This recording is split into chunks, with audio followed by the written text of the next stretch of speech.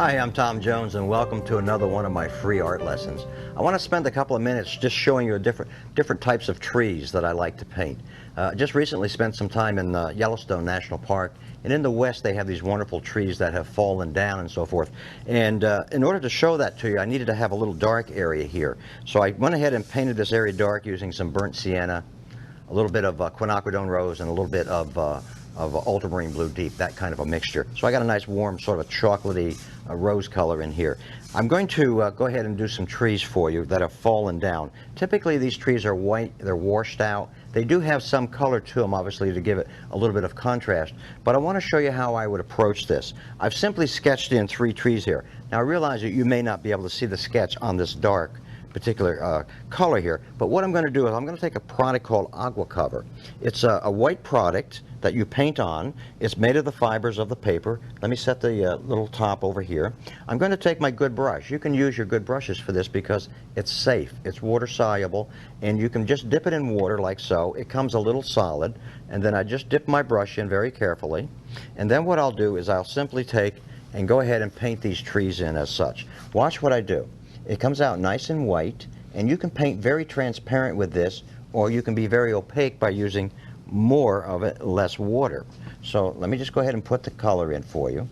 And how you can get these nice washed out trees that you see in places like the Northwest where they've fallen down and so forth. It's very common to see painters use this particular idea in many of their Western paintings. If you look at their scenes from the Northwest, Montana, Wyoming, you'll see this type of tree that has fallen. It adds a nice, interesting addition to a painting, and so that's why I like to do that.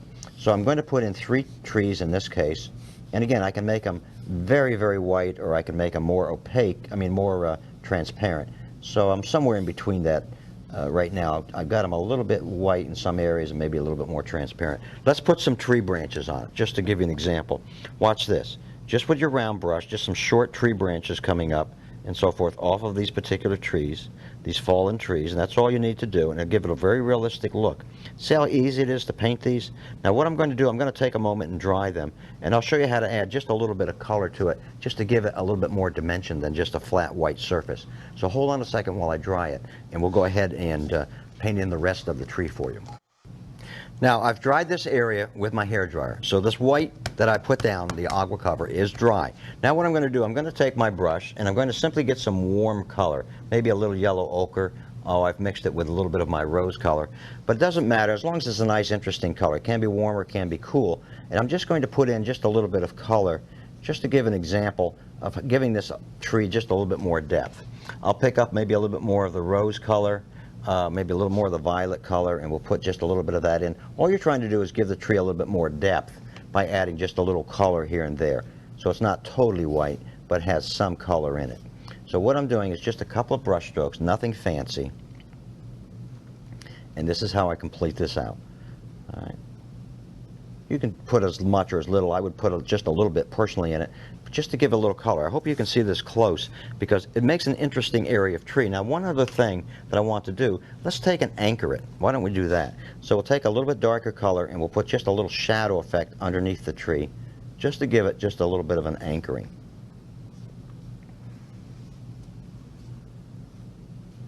So you can see how it would look when it's laying on the ground. See how it has a little shadow under it? We'll do the same to the other ones. Put a little shadow underneath, just a little bit of that tree, and now it looks like it's laying on the ground with a little shadow under it. See how interesting and how much fun this can be? And I would hope you would, if you do some scenes like this, some northern scenes, landscape scenes, this is a fun way of just doing these trees and then just anchoring them very simply this way.